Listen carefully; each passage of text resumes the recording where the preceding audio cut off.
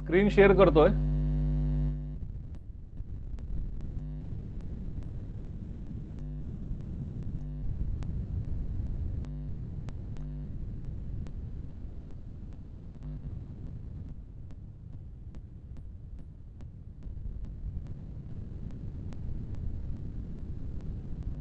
पाठ्यपुस्तक दिसलं सगळ्यांना?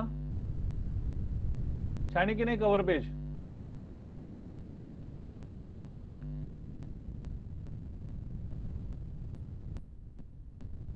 ऐच्छिक मराठी, अक्षरबंध आणि उपयोजित मराठी. फाईमा मुल्ला लेफ्ट. वाय?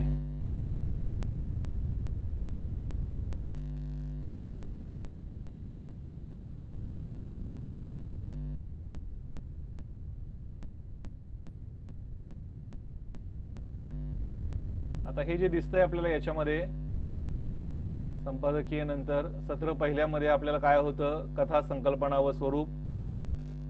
त्यानंतर भास्कर चंदन शिव लेखक परिचय व कथांची वैशिष्ट्ये सत्र पहिल्यामध्ये.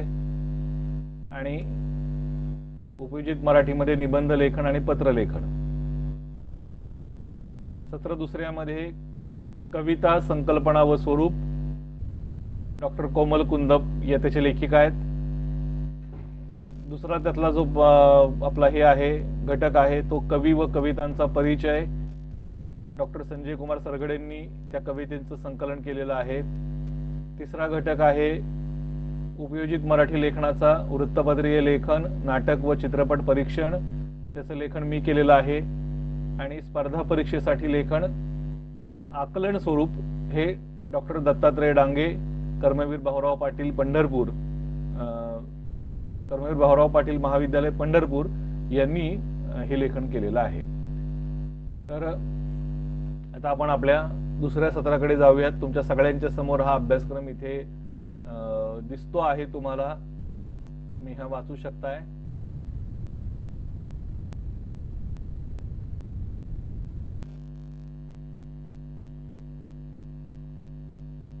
कवितेची संज्ञा.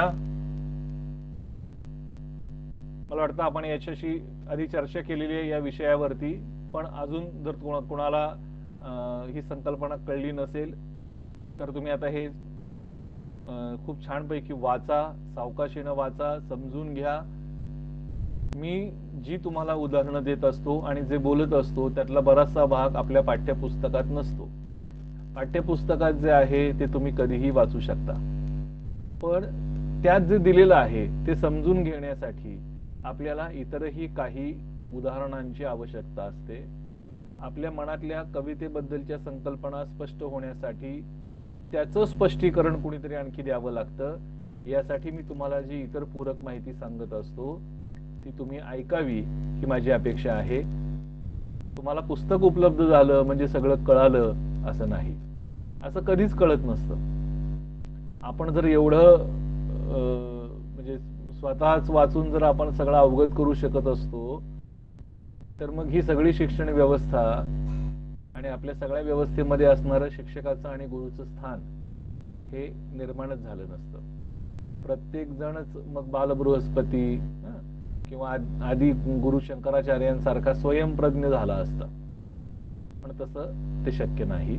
आपल्याला कुणीतरी समजावून सांगावं लागतं आणि ते समजावून सांगत असताना मग आपल्या समोर जे आहे त्यापेक्षा आणखी काही उदाहरणं जर आपल्याला मिळाली तर ते आणखी योग्य पद्धतीने आपल्याला समजत असतं.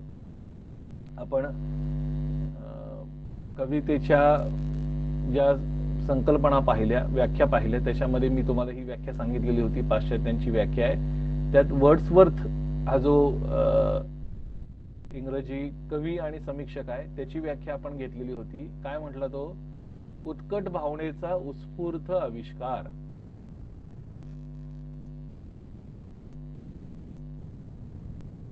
येतंय वाचतं सगळ्यांना आता?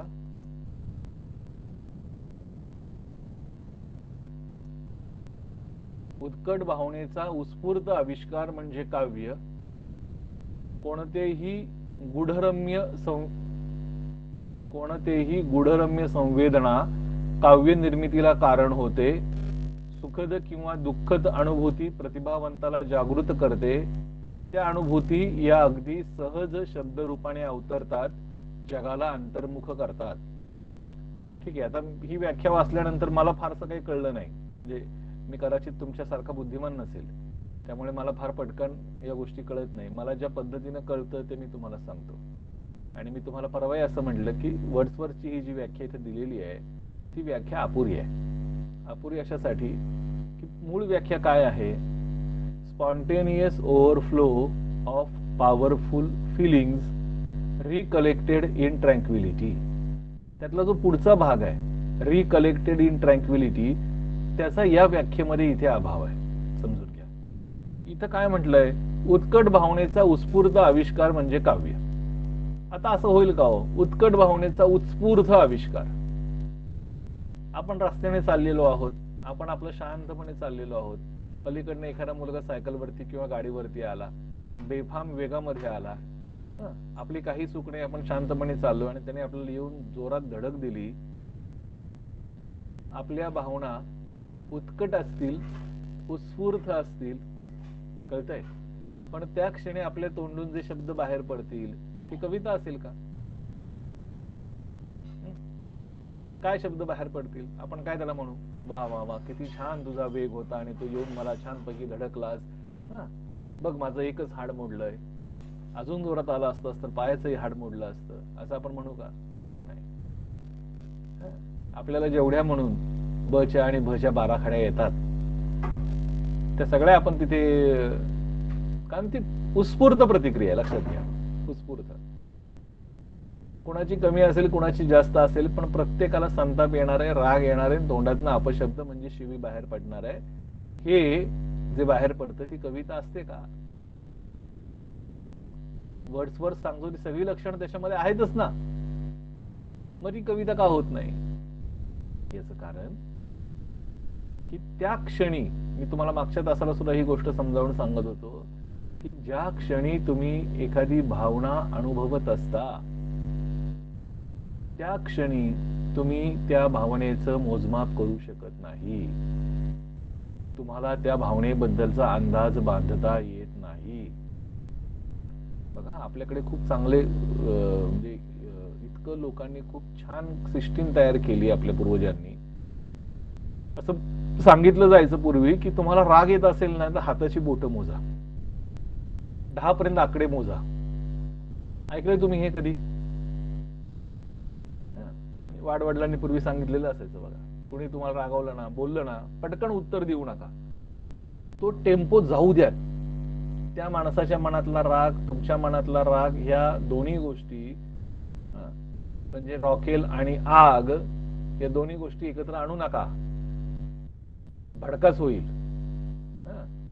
मुक्ताबाईंनी ज्ञानदेवांना काय सांगितलं होतं? ताटीच्या अभंगामध्ये आठवायचं, जग जरी झाले वन्ही, अख्खं जग जरी वणवा पेटलं तरी संत सुखे व्हावे पाणी. संतांनी मात्र पाणी व्हायचं असतं, संतांनी तो वणवा विझवायचाच असतो. लक्षात घ्या. हे काय प्रकार आहे हा?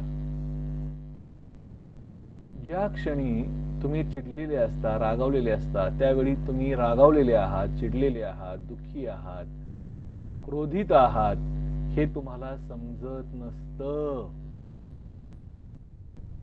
असं समजतं का कुणाला? सांगा बरं. हो हो, मला कळलं तुम्ही चिडलोय म्हणून, मला राग आलाय. राग येतो हे कळतं आपल्याला, पण त्या रागावरचं नियंत्रण मिळवता येत नाही आपल्याला. आणि तो तेवढा क्षण ज्यांना सांभाळता आला ती माणसं आयुष्यामध्ये यशस्वी होतात. डॉक्टर रवींद्र कोल्हे नाव ऐकलंय तुम्ही सगळ्यांनी?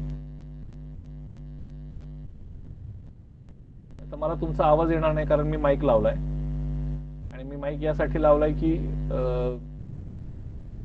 माझा आवाज तुमच्यापर्यंत क्लिअर पोहोचावा. तर कुणी ऐकलंय का?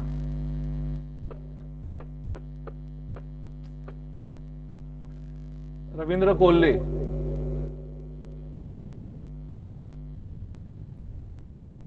कोमल,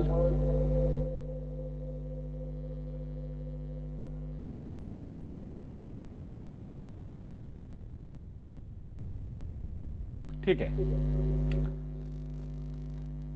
मेळघाटच्या जंगलामध्ये आदिवासी करणारे डॉक्टर स्मिता कोल्हे आणि डॉक्टर रवींद्र कोल्हे हे दाम्पत्य आहे. आपण सगळ्यांनी जसं बाबा आमटेंचं नाव ऐकलेलं असतं, त्यांच्या मुलाचं प्रकाश आमटेचं आणि मंदाताई आमटेंचं नाव ऐकलेलं असतं, तसं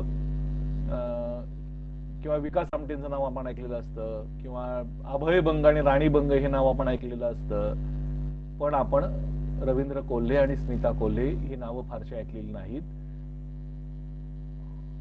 महाराष्ट्र आणि मध्य प्रदेश यांच्या सीमारेषेवरती मेळघाट नावाचा जो आपला अत्यंत दुर्गम असा भाग आहे, तिथे जंगल आहे आणि भिल्ल जमातीचे आदिवासी राहतात. त्या भागामध्ये डॉक्टर रवींद्र कोल्हे गेली 25-30 वर्ष वैद्यकीय सेवा देत आहेत आणि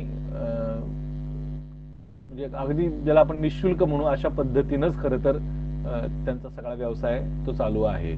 कारण ते त्या आदिवासींकडनं फक्त ₹1 फी घेतात, ₹1. आणि महिन्याकाठी जर त्यांच्याकडे 400 ते 500 आदिवासी येऊन गेले ट्रीटमेंटसाठी, तर तेवढेच 400 ते 500 रुपये त्यांना मिळतात आणि त्याच्यावर ते आपली गुजराण करतायत. त्यांनी त्यांचा एक अनुभव सांगितला होता. ते म्हटले, माझा मुलगा 11वी पास झाला आणि 10वी का 11वी, आणि म्हटला, पप्पा मला सायकलवरती फिरायला जायचं. बघा, म्हणजे अशा आई बापांची मुलं पण फार वेगळे असतात, त्यांचे हट्ट वेगळे असतात. तर ते म्हटले, ठीक आहे, जा तू, आणि जाऊन आल्यानंतर मला सांग तू नेमकं काय शिकलास तुझ्या या सगळ्या अनुभवातनं. मग हा मुलगा मेळघाटापासून सायकल घेऊन सायकलिंग करत करत संपूर्ण म्हणजे हा जो पश्चिम महाराष्ट्र आहे, सगळे जिल्हे वरचे नंदुरबार, धुळे, जळगाव, नंतर नाशिक, ठाणे, पालघर, असं करत करत खाली रत्नागिरीपर्यंत, लांजापर्यंत गेला आणि पुन्हा मग असं मध्य महाराष्ट्र फिरत तो पुन्हा परत गेला. तर या त्याच्या प्रवासामध्ये परत गेल्यावर त्याला त्याच्या वडिलांनी विचारलं की काय रे शिकलास बाळा, तू एवढं सगळं तू सायकलवरती भ्रमंती करून आलास, काय शिकलास? तर तो म्हणाला, मी एवढं शिकलो की आपला राग कसा आपण गिळायचा आणि रागाची जी 2 मिनिटं असतात ती किती महत्वाची असतात. रागाची 2 मिनिटं, 2 मिनिटं म्हणू किंवा काही सेकंद असतील ते. म्हणले, तुला हे कुठं ज्ञान मिळालं? तर म्हणाला, मी माझ्या भ्रमंतीमध्ये तुरुंगात गेलो, एरोड्याच्या, पुण्याला आलो आणि एरोड्याच्या तुरुंगात जाऊन तिथल्या जन्मठेपेची शिक्षा झालेल्या कैद्यांशी बोललो. बघा, एवढा लहान मुलगा आहे पण काय त्याच्यामध्ये समज डेव्हलप झालेली होती. तिथं आला आणि त्यांनी सांगितलं, मी त्या लोकांना भेटल्यानंतर त्यांनी सांगितलं की ज्या संतापाच्या क्षणी आमच्या हातून गुन्हा घडला, म्हणजे किती 1-2 सेकंद गेले असतील ना त्या ह्याच्यामध्ये, प्रचंड राग आला, पुढच्या माणसाला मारावं असं वाटलं आणि जोरात फटका दिला, हातात काहीतरी शस्त्र होतं, फेकून मारलं, दगड मारला, हातोडा मारला, काहीतरी झालं असेल, पुढचा माणूस गतप्राण झाला.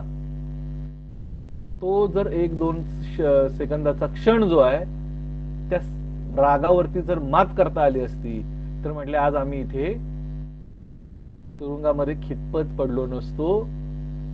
बघा, जीवनाच्या शाळेमध्ये जे धडे घ्यायचे असतात ना, ते अशा उघड्या डोळ्यांनी घ्यायचे असतात, पाठ्यपुस्तकाच्या बाहेर जाऊन शिकायचं असतं. आणि त्या डॉक्टर कोल्हेंनी हा अनुभव सांगितला की म्हणाले, माझ्या मुलाला हा फार मोठा धडा मिळाला की आपला राग आपण जिंकला पाहिजे.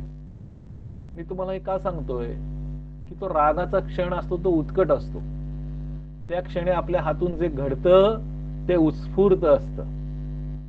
आपल्या मनात येणारे विचार सुद्धा उत्कट आणि उत्स्फूर्त असतात.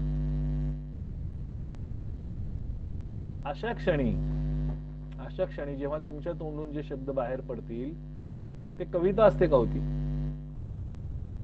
ती कविता होऊ शकते का? नाही. पण जेव्हा आपलं मन त्या उद्विग्न अवस्थेला जाऊन पुन्हा शांत झालेलं असतं आणि नंतर पुन्हा आपण सगळं आठवून बघतो, तेव्हा मग आपल्याला असं जाणवतं की का बरं मी एवढा चिडलो, का बरं मी एवढा रडलो, का बरं मी एवढा आनंदानं वेडा झालो. कुठलीही भावना असेल, हास्य, शृंगार, वीर, रौद्र, भयानक, बिभत्स. भरत मुनीनं नाट्यशास्त्रामध्ये जे रस सांगितलेले आहेत, हे रस म्हणजे आपापल्या जे आपण जे अनुभवत असतो त्या वेगवेगळ्या प्रकारच्या भावावस्था असतात, त्या सेंटिमेंट्स असतात, हे आपण जगत असतो. जगताना आपल्या वाट्याला त्या आपसूकपणे येत असतात. तुम्ही हसणार आहात, तुम्ही रडणार आहात, तुम्ही कुणाची तरी आठवणीनं व्याकुळ होणार आहात, तुम्ही कुणावर तरी मनापासून प्रेम करणार आहात, हे की नाही? प्रेम कर भिल्लासारखं बाणावरती खोचलेलं, मातीमध्ये रुजून सुद्धा मेघापर्यंत पोचलेलं, उधळून दे तुफान सगळं छातीमध्ये साचलेलं. काय सुंदर सांगतात कुसुमाग्रज प्रेमाची महती. तुम्ही एखाद्याच्या सौंदर्यानं मोहित होणार आहात, तुम्ही एखाद्याच्या बुद्धिमत्तेनं दिपून जाणार आहात, तुम्ही एखाद्याच्या क्रौर्यानं संतापणार आहात, तुम्ही एखाद्याच्या काय म्हणू आपण मीन माइंडेड म्हणजे संकुचित किंवा कद्रूपणानं त्याच्यावर चिडणार आहात. तुम्ही तुमच्या आयुष्यामध्ये खूप काही भोगणार आहात. वेगवेगळ्या प्रकारच्या भावभावनांचं हे मिश्रण म्हणजे माणूस आहे. आपण हर घडी या सगळ्या भावभावना अनुभवत असतो. समजून घ्या, एखादं चांगलं व्याख्यान ऐकल्यानंतर सुद्धा आपण काही क्षण का असेना आपण एका चांगल्या अशा एका उंचीवर जाऊन पोचतो आणि बरं वाटतं की अरे वा, मला हे आजपर्यंत कळलं नव्हतं, आज कळलं. किती छान आहे हे वाटणं. वी बिकेम समथिंग, फार छान म्हटलेलं आहे. साहित्य काय करतो तुम्हाला? साहित्य तुम्हाला घडवतं, साहित्य तुम्हाला शहाणं करतं, साहित्य तुम्हाला शिकवतं. कविता तुमच्या अनुभवांमध्ये वाढ करते, समृद्धी तुम्हाला देते, अनुभवाची श्रीमंती देते. आणि ती कविता, ते साहित्य वाचण्याच्या आधी तुम्ही जे होता ते वाचल्यानंतर तुम्ही नसता, मग तुमच्यात कोणीतरी वेगळाच माणूस निर्माण झालेला असतो. तुमची रसिकताच परिपुष्ट झालेली असते. पण हे समजून घ्या की ही निर्मितीची जी प्रक्रिया आहे याच्यामध्ये काय नेमकं होतं, आपण हे जे सगळं अनुभवतो आहोत याचा साठा तयार होतो आणि मग आपल्याला आपल्या गरजेनुसार तो आपण बाहेर काढतो, आठवतो. काल तुम्हाला मी अणुकृती सिद्धांताबद्दल बोलत होतो, प्लेटोच्या. मी तुम्हाला उदाहरण दिलं होतं की तुम्ही तुमच्या मनामध्ये एक चित्र पहा, धबधबा पाहून आलात, चित्र तुमच्या मनामध्ये, तुम्ही ते ड्रॉइंग आता काढायला प्रयत्न करा कॅनव्हास वरती. तुम्ही जे प्रत्यक्ष पाहिलंय ते ड्रॉइंग मध्ये येईलच असं नाही, आणि प्रत्यक्षात जे पाहिलेलं नाही ते सुद्धा ड्रॉइंग मध्ये येईल ही पण शक्यता आहे. ओके, त्यामुळं कलाकृती ही बघा सत्य नसते, ती सत्यासारखी असते. नाही कळलं? कुठलीही कलाकृती हा एका सत्याचा आभास असतो. आभास, सत्याभास म्हणू आपण. आपण म्हणतो ना की साहित्यामध्ये समाजाचा आरसा, साहित्य असल्यामुळं समाजाचं प्रतिबिंब पडलेलं असतं. खरंच का हो समाजाचं प्रतिबिंब पडतं? समाज जसा आहे तसा साहित्यामध्ये येतो का जसा असतो तसा येतो? आहे तसा येत नाही. समजून घ्या.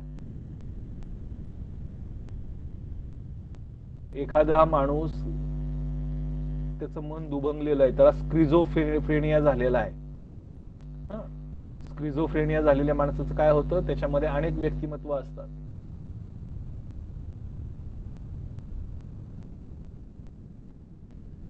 त्या माणसाच्या मनामध्ये कधी असं वाटतं की सगळं जग माझ्याकडे बघून हसतंय, सगळे माझ्याचकडे संशयानं पाहत आहेत, माझ्याबद्दलचीच कुजबूज चाललेली आहे. त्याला कधी कधी असं वाटतं नसलेली माणसं पण समोर दिसायला लागतात. एखादा मेलेला मित्र असतो तो पण समोर येऊन गप्पा मारतोय असं वाटायला लागतं. आणि एक प्रकारचं आभासी विश्व त्याच्या भोवती निर्माण होतं, त्या स्क्रिझोफ्रेनिया झालेल्या माणसाच्या भोवती. ते खरं नसतं, खोटं असतं, पण खऱ्यासारखं असतं. आपण म्हणू की अरे हा असं वेड्यासारखं का करतो, पण तो त्याच्या पातळीवर वेडा नाहीये, तो त्या आभासी जगामध्ये जगतोय. तसं हे सगळं साहित्य एक प्रकारचं आभासी जग आहे. ते खरं नाहीये, खऱ्यासारखं आहे. ते सत्य नाहीये, सत्याचा आभास आहे, सत्याभास आहे. समजून घ्या. आणखी चांगले शब्द सांगायचं म्हटलं तर साहित्यामध्ये सत्य नसतं, साहित्यामध्ये असतं ते भावसत्य. म्हणजे माळरानावर उमलणारं कुठलंही बारकसं फूल ते एवढं गोड असतं, इतकं छान दिसतं की त्याला तुम्ही फुलराणी म्हणू शकता. पण खरंच का हो, तिच्याशी वारा बोलतो. सूर्याची किरण तिच्या गळ्यामध्ये आपल्या किरणांचे हार घालतात. उगवणाऱ्या सूर्याशी आपला विवाह होणार आहे या कल्पनेनं ते बारकं फूल हे मनातनं मोहरून जातं का? लाज लाजली या वचनांनी साधी भोळी ती फुलराणी. त्या फुलाची फुलराणी होण्याकरता कवीची दृष्टी असावी लागते आणि कवीची सृष्टी असावी लागते. आपण कवीच्या दृष्टीनं त्या सृष्टीकडे पाहिल्याशिवाय फुलराणीतलं सौंदर्य आपल्याला कळणार नाही. कळेल का सांगा? खळखळ वाहणारा निर्झर हा जणू आनंदानं उड्या मारत चाललेला एखादा छोटा मुलगा आहे असं फक्त बालकवींचीच नजर पाहू शकते. बालकवी त्यांच्या नजरेतनं काय पाहतायत हे जोपर्यंत आपण पाहत नाही तोपर्यंत आपल्याला बालकवी काय सांगतायत ते कळत नाही. तर ह्या ज्या काही संकल्पना आहेत या पण समजून घ्या. शब्दार्थो सहितो काव्यम, भामहाची ही संज्ञा आहे. शब्दार्थो सहितो काव्यम. सहितो म्हणजे काय हो? शब्द आणि अर्थ यांचं सहतत्व, शब्द आणि अर्थ यांचं सहचर्य. पुस्तक, पुस्तक हा शब्द उच्चारला मी तुम्हाला असं म्हटलं हे पुस्तक आहे. तुम्ही म्हणाल सर चुकतंय काहीतरी, अहो हा चष्मा आहे. मग हे पुस्तक आहे, मान्य कराल तुम्ही, बरोबर की नाही? पुस्तक हा शब्द उच्चारल्यानंतर त्याच्यातनं कुठला अर्थ सूचित झाला पाहिजे तो अर्थ मलाही माहिती असला पाहिजे आणि ऐकणाऱ्यालाही माहिती असणारा पाहिजे, तरच आपलं संप्रेषण होणार आहे, कम्युनिकेशन होणार आहे. बरोबर आहे की नाही? मी जेव्हा म्हणेल की अरे हे पुस्तक आहे तेव्हा तुमच्या डोळ्यापुढे पुस्तकच आलं पाहिजे. मी म्हणेल हा ग्रंथ आहे, तुमच्या डोळ्यापुढे ग्रंथच आला पाहिजे. बरोबर आहे? हे बाळ आहे, ही पोथी आहे, आपल्या डोळ्यापुढे तसं तसं येतं. समजून घ्या. ही पुस्तिका आहे, पुस्तिका आपल्याला लगेच जाणवतं हे छोटे काहीतरी छोटस पुस्तक आहे, छोटेखानी पुस्तक आहे. म्हणजेच शब्द उच्चारल्यानंतर त्याच्यातनं जो अर्थ निर्माण होतो त्या शब्दाचं आणि अर्थाचं नातं, सहचर्य, सहितत्व म्हणजे काव्य असं भामह म्हणतो. शब्दार्थो सहितो. आता इथं संहितो झालेला आहे, तो अनुस्वार पण चुकून पडलेला आहे, तो मुद्रणातला दोष आहे, समजून घ्या. मूळ शब्द सहितो आहे, पण मला त्यात आणखी असं वाटतं की सहित, हित हा शब्द जर आपण मराठीतला घेतला तर हित म्हणजे काय? एखाद्याचं चांगलं व्हावं अशी आपल्या मनाची इच्छा असते, त्याला आपण हित असं म्हणतो. मी तुझ्या हिताचं सांगतो, बरोबर? आणि सहित म्हणजे बरोबर, तू माझ्या सहित ये, तू माझ्या बरोबर ये. आणि हित तुझं चांगलं व्हावं अशी ज्याच्यामध्ये इच्छा आहे असे शब्द आणि त्यातनं निर्माण होणारा अर्थ. शब्दार्थो सहितो काव्यम, तर काव्य. अशा पद्धतीने आपण त्याचा शोध घेतला पाहिजे. इथं जे लिहिलंय ते खरं नसतं, समजून घ्या. पाठ्यपुस्तकात दिलेली संकल्पना आणि त्याचा अर्थ हा अंतिम असतो का? नाही. आपण आपल्या पद्धतीनं त्याला आणखी मॉडिफाय करून आणि त्या अर्थाच्या अगदी जवळ आपल्याला पोहोचावं लागतं. 12:30 झालेले आहे, थांबण्याची वेळ झालेली आहे. अजून मला वाटतं नेहमी जी मेसेज टाकते मला समीक्षा की सर टाइम इज ओव्हर, आज तिने टाकलेलं नाही, त्यामुळं समीक्षेचेही धन्यवाद. हा, आणि आता ही काव्याची समीक्षा आपण उद्याच्या तासाला नक्की पाहूयात. आता आपण थांबूयात. मला तर सगळ्यांना कळलं असेल आजचा भाग. ओके.